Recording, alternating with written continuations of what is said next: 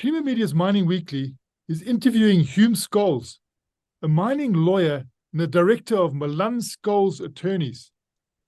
Hulme, you recently spoke at the Junior Indaba, an event for junior miners.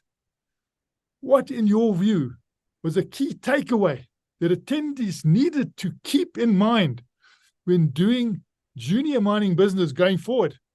The major theme from that Junior Indaba was the concern that the South African regulator is not doing enough to promote junior mining in South Africa.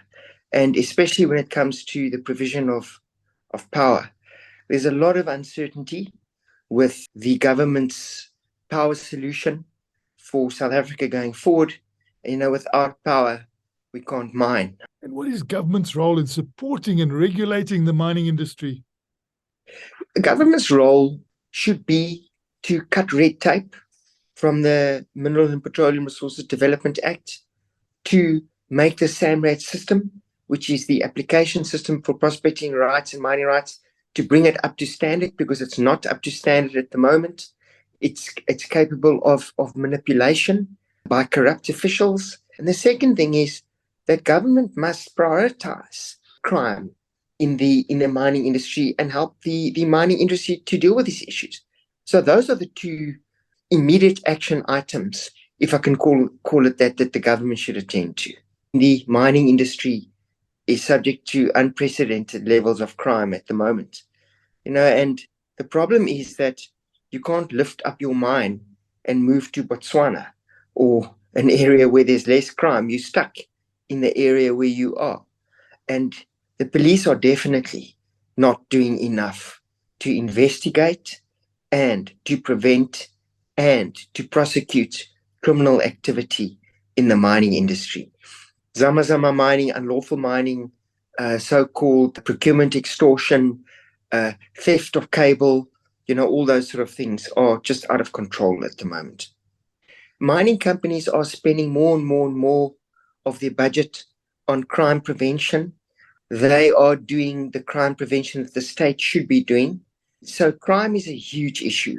It's criminality in all its forms. It's illegal or zama mining that they have to deal with, happening underground, happening on surface, cable theft. So crime, I would say, is the major problem that they are facing at the moment. I mean, you look at companies like Orion Minerals, their copper project in the Northern Cape, they are subject to unprecedented levels of criminality there.